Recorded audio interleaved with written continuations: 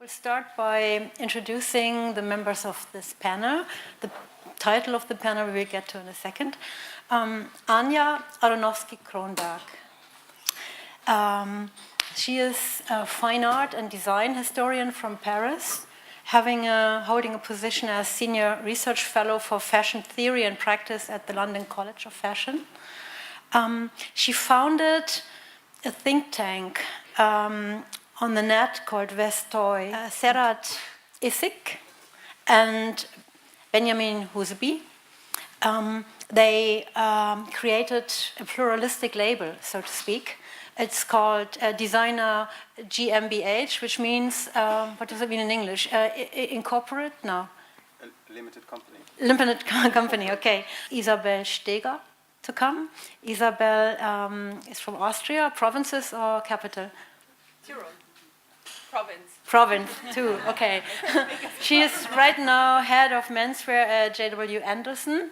There's Professor Valeska Schmidt-Thomsen, my colleague, director of experimental fashion and textile design at University of the Arts right here. Lars Paschke, another colleague of mine. He is artistic advisor for experimental design. He studied at Antwerp Royal Academy, and his graduate collection was specifically recommended by Dazed. He taught at Esmond Fashion School, and then he did 2 years in gender studies at the university, Humboldt University, in gender studies and theology. One quote maybe I want to start with, and it's from a member or a close friend to the original Bauhaus school in Weimar, Will Grohmann, a journalist. He said the word fashion didn't exist at Bauhaus. It had a bad ring for all of us.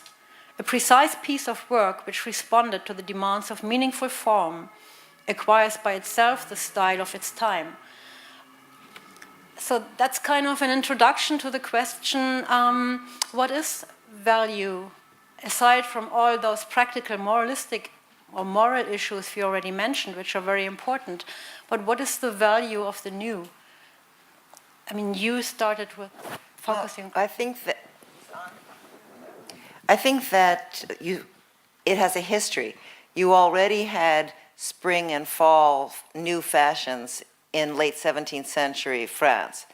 And the system developed that way so that unlike other kinds of designed products, fashion had this regular pattern. Now many other design products have developed a similar, somewhat slower pattern, but you have the furniture fairs will occur at the same times each year. So you can see in a sense that the fashionization of all kinds of commodities is occurring. The French system was a court system, more or less, yeah? So it was about really filling time. Is it? No, I mean, it was a court, but it was in the city too. It had to do with a sense of identity, that France was the culture of luxury and fashion. Exactly. And it was an economic force, that fashion would be for France what the gold mines of Mexico were for Spain. And it was very much a part of identity. I mean, Parisians boasted that, you know, they loved new things, and foreigners were amazed. Every day they come up with new things. And that this desire for novelty, and the old things would become passé and boring, and you'd pass them on either to poorer people or to poorer countries. So you'd ship secondhand, out-of-date clothes to Germany or to Mexico or somewhere else where they weren't as au courant with what was the latest thing. So I think the love of the new has changed.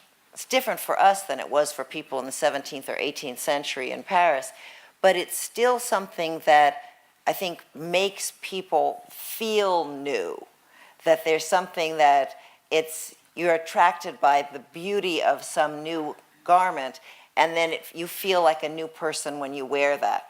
I think that that's part of what's going on when the desire to have new fashion. If you think when you were a kid, going to school was a great excuse in the fall to buy new clothes. You'd see people and you'd be a new person and in a new outfit, and you'd present yourself a new way. I think, just to interject, I think a lot of the conversation today has focused on design, and that's ostensibly why we are also on the stage now. But I think when you talk about novelty, it's misleading to speak about novelty in terms of design only. I mean, the fashion system has developed new modes of communication and has changed an awful lot, not just in the last couple of decades with internet and the few things we've mentioned today, but sometimes I think that in fashion, we were talking a little bit about this earlier, that I feel there's a kind of disconnect in how or what we perceive to be the important part of fashion. It's like we still have this old-fashioned idea, in a way, that fashion comes from a genius-type designer, that all the novelty and all the importance that's produced in fashion comes from the designer who's at the top of our hierarchy, and that everybody else, all the rest of us in the industry, somehow have to adapt to whatever the designer is making. But in actual fact, I mean, the fashion industry is completely collaborative, and I don't mean just in the design house, but I mean each and every one of us in the industry plays, I think anyway, an as important role. And a lot of the rest of us who are not designers, somehow we get a little bit sidelined, as if, I don't know, a buyer, a journalist, a model, a photographer, I don't know, everybody else who somehow feeds into this system that we call the fashion system. Novelty exists in all of those areas as well, and I think it's quite important not to overlook that. How do you, as a photographer, try to end up with something new, break our optical conventions? Well, actually, I mean, I don't think that's really like a concern of me. I really just, I mean, as a photographer or in what I do as my work, I really focus on what is me. I mean, I really look at sometimes I look at my own work and consider, like, how am I continuing? What should be the next shoot? Can I reference something in the past that I've done?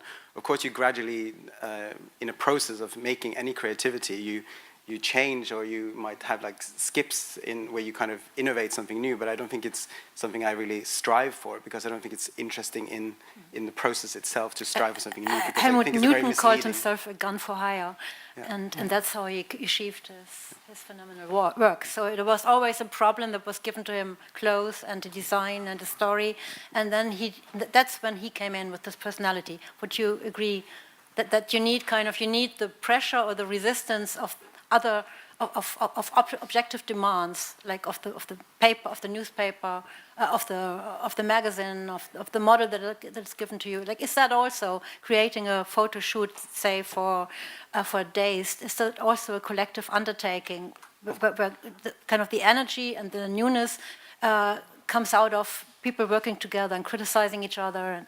Of course, I mean, that's something very unique, or I don't know if it's totally unique, but something for me, since I both worked in art and fashion, something different in fashion is that you have this collaborative aspect much stronger, and you can really work as a team, and it's also what we're doing as GmbH is really not a focus on like a singular vision. It's really like a collaborative project.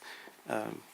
Could you give an example? Could you give an example of how in your label, how something new comes about by kind of using your network? And I think just what Benjamin said earlier, we are not so much concerned about creating something new, but along the way while we're working, I think the force that is kind of driving us is more the visibility of what we're doing and where we're from. And you also spoke about, where I'm actually from and yes, what it actually means, what value actually to us means. And I think value in fashion is also, we sort of separated in like two areas. You have the product, which Valerie talked about earlier. You have the product, it can be something you touch, and it, we have to teach value again. But then on the other hand, it's also for us the platform that we're given by supporters such as like buyers that buy into the collections and kind of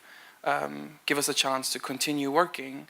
And for us, that is basically the most valuable thing, to be able to communicate our diversity and community. We don't, for instance, in the studio, we don't really sit and, I mean, we obviously reflect on these things, but we don't talk about it and just like go on with what is basically most authentic for us to do at this point. You know, I think authenticity is like more valuable at this, you know, the time we're living in than anything else. Yeah. Exactly. I mean, newness is a kind of, when you create something new, it's almost a byproduct. If you're trying to have something authentic to say, or you want to create something beautiful, and then if you're not just imitating someone, then you maybe end up by creating something new, but it's not your goal necessarily. You say, this morning I'm going to invent something new. No, you're trying to solve a problem or create something that you have a little tweak of an idea, something might be beautiful.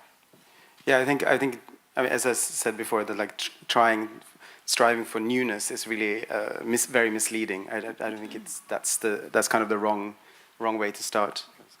Valeska. No, I just want to say that I think no designer thinks when he's in a creative process of newness. That's absolutely wrong. I think there are entities then judging what is new is a step afterwards. This creation of newness is not the designer part. And I think that there we come back to the first panel we had today. And I come back also to Boris Greuß, who says that the media is you need these entities who discover this newness somewhere, yeah? These entities who make it visible. It's not the designer itself that has in first step this in mind. Well, if you think of it in terms of artists rather than designers, then I think it becomes a little clearer. If you say, Manet did a painting, and we look at it now and we go, he was doing something new, really creative and exciting. At the time, people said, he didn't know how to paint. You know, we're not accepting you in the salon. So again, he was, though, I think, trying in some respects to create a new kind of painting. But that newness wasn't the first thing to his mind. He had something he wanted to express. Maybe it's helpful to define what novelty actually means, because I get the impression that we're focusing on novelty in terms of design or aesthetics, but surely novelty can come in a myriad of different ways. I was trying to say before, talking about communication, for instance, how a designer chooses to fit into the existing system or stand a little bit to the side of it, how many times you produce a collection a year, what kind of, models you use, or what kind of collaborators you choose to work with, and so on and so on. Like maybe novelty today is not primarily focused on aesthetics, maybe it lies elsewhere, and maybe that's more fruitful if we want to talk about the the potentials of novelty. I would actually question if fashion is really the main drive behind fashion is really newness. I think it's maybe a mix of different things, but it also has a lot to do with identification. And I think that's actually how fashion started off, if I'm correct. You know, it was actually a class identification.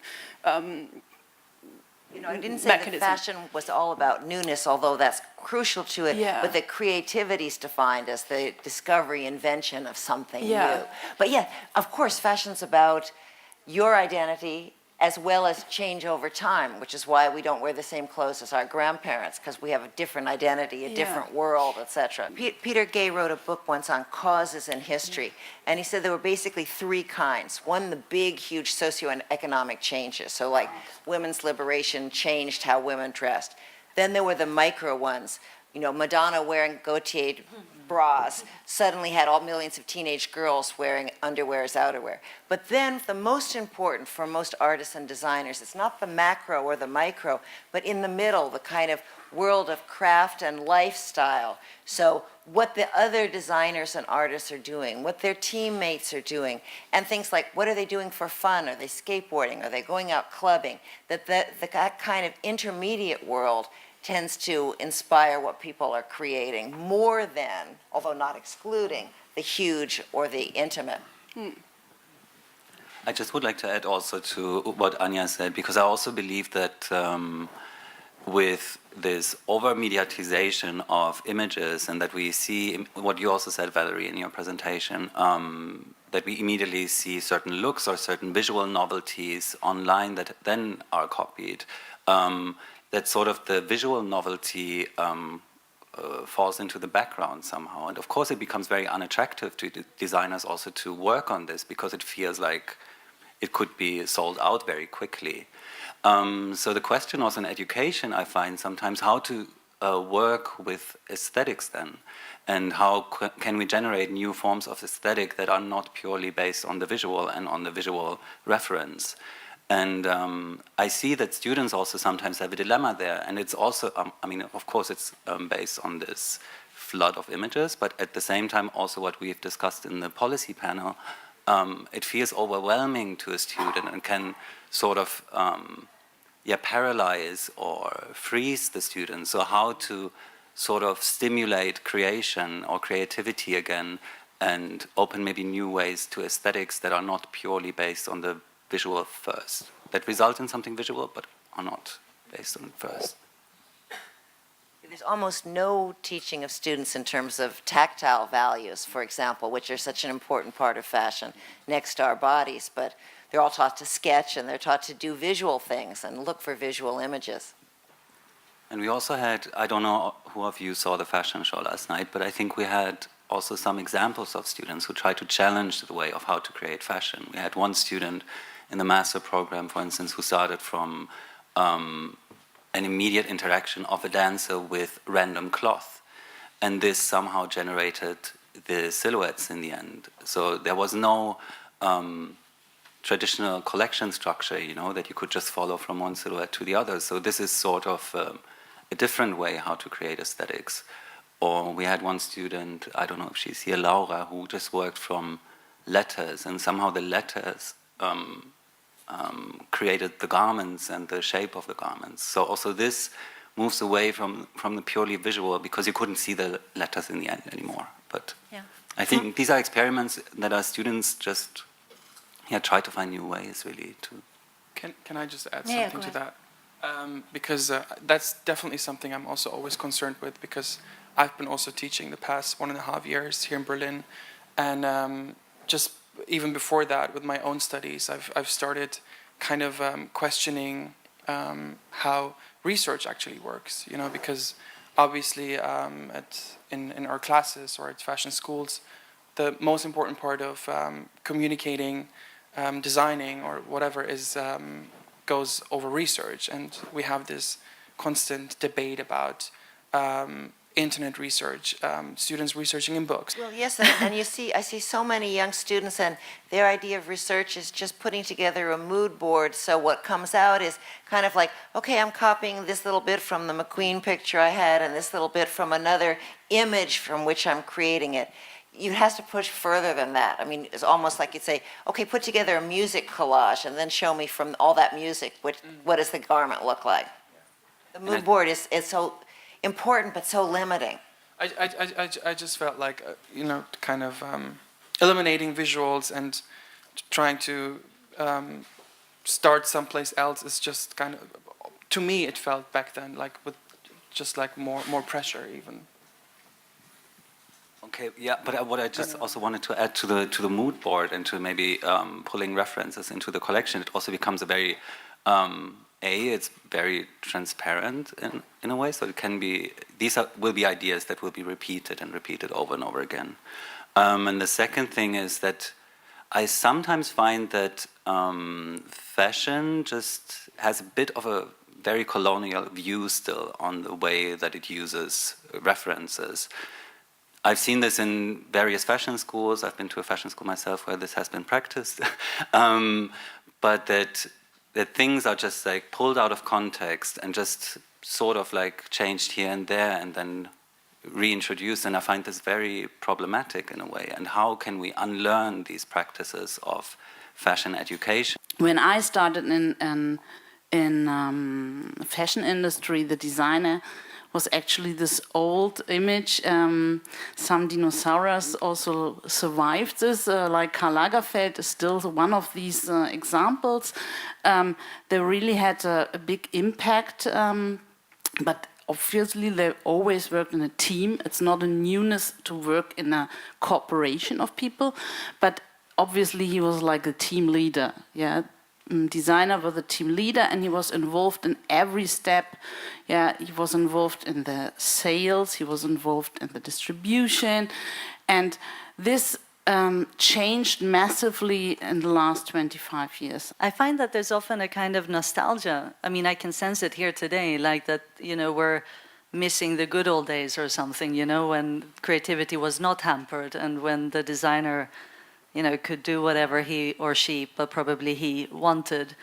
But I don't know if it's very helpful to think like that, because, I mean, the fashion industry, and I'm talking the industry now, the system, it doesn't look like that anymore. And even if you can still find outliers in a way, I think the work that I do with Vestoy kind of falls into that category as an outlier.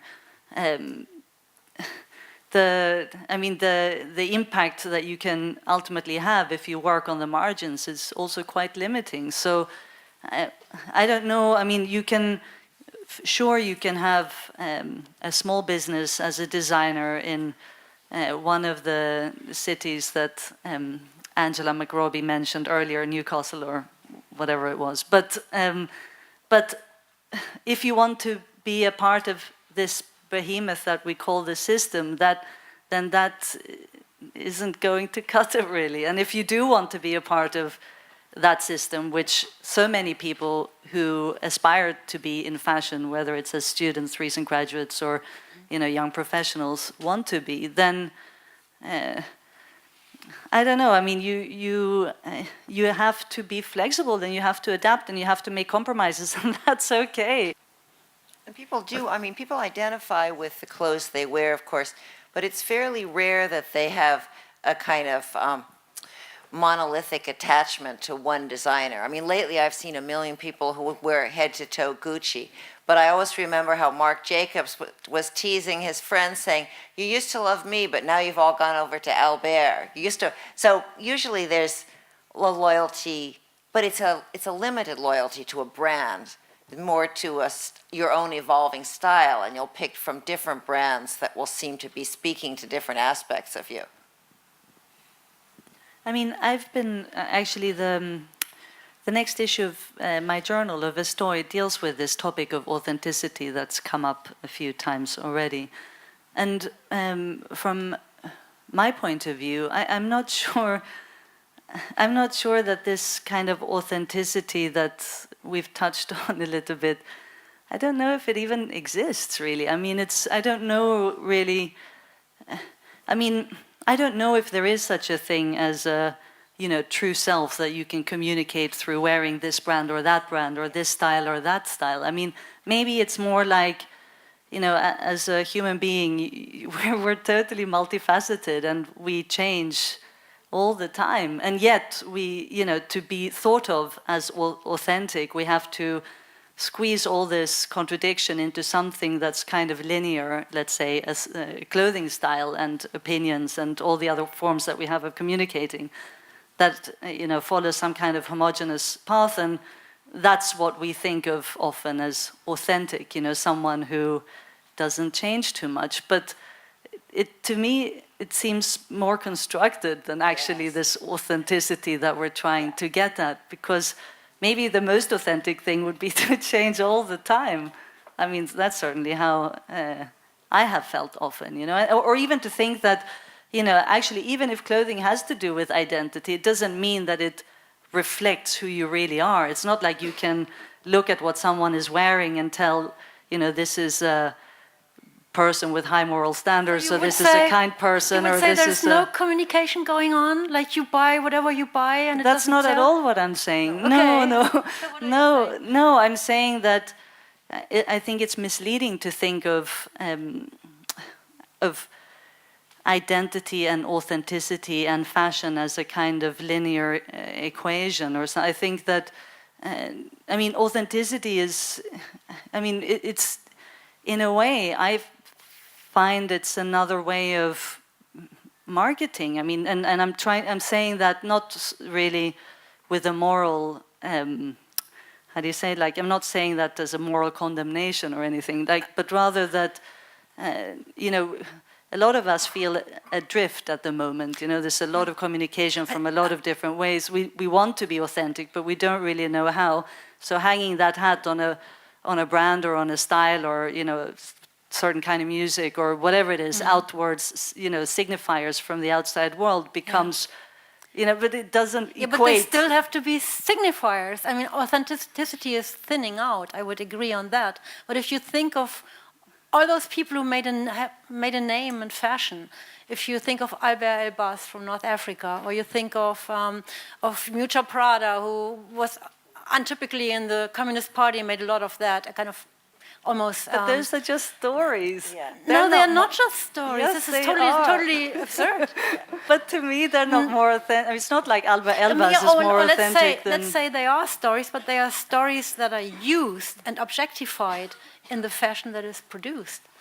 Of course they are. That doesn't make them authentic. I agree with you. I think authenticity is a chimera. It's like a fantasy monster. It's out there like an ideal. We all know what inauthentic is. We can tell phonies and inauthentic stuff a mile away.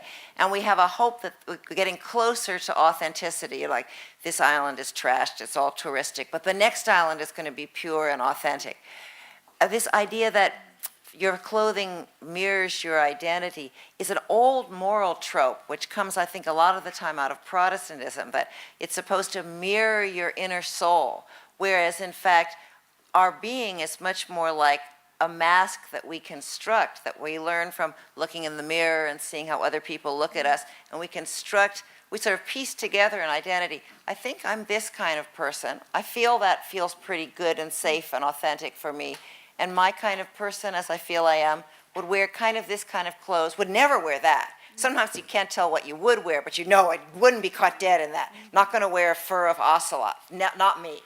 So you kind of are crafting it together. It's really fascinating because we want authenticity so much, but it's like wanting kind of true love or wanting the ideal, something that's not quite there in reality, but an aspiration. But is then authenticity the better told story or the one of the outsider? I think it's going to have to be something that's constructed by different people differently. But it would seem that it would be something that you and I might feel was realer and more true to itself, that you can't see the incursions of fakeness so obviously.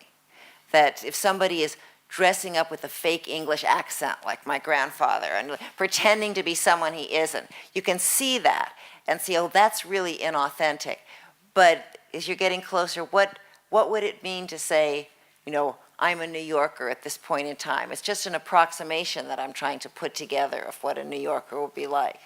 You know, as you mentioned before, I grew up in like West Germany, like working class, like Gastarbeiterviertel, and eventually, like when I moved to Berlin, I started dressing like people would expect me to look like as like a migrant Turkish child or like a young man. And eventually, I did a collection exactly on that. You know, a German Turk looking authentic, like in Berlin.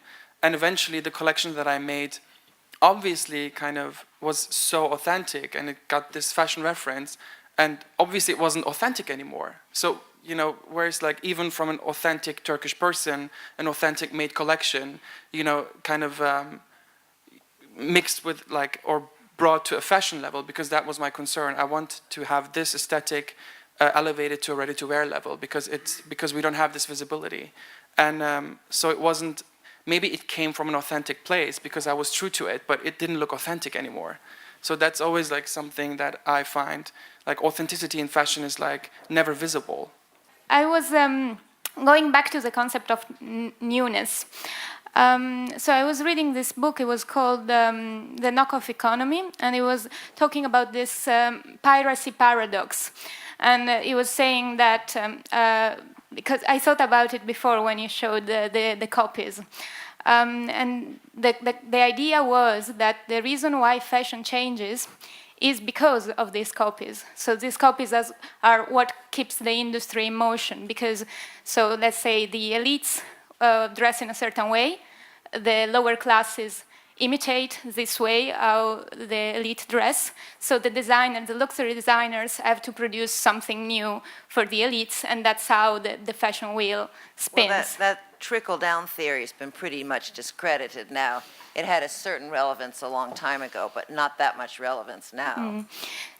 Yeah, but the idea was, I was wondering if still today, do you think that imitation is something that can produce newness in that sense? Well, I think that imitation is in a sense, to a degree, built into any artistic system, and probably into any scientific system as well, because you're building on others who you admire.